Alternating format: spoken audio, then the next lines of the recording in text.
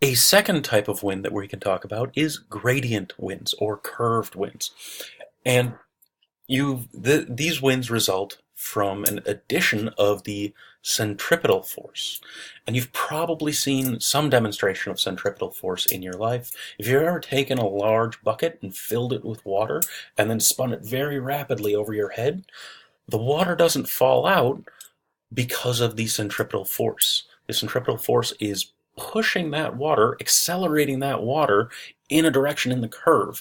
And so in the case of the bucket, it's pushing that water up into the bucket to counteract gravity so it doesn't fall out on your head. The same thing happens with air parcels in the atmosphere. As they're being turned around the low or high pressure center, they are being accelerated. And that acceleration creates a force. So instead of moving in straight lines, the winds move in curves.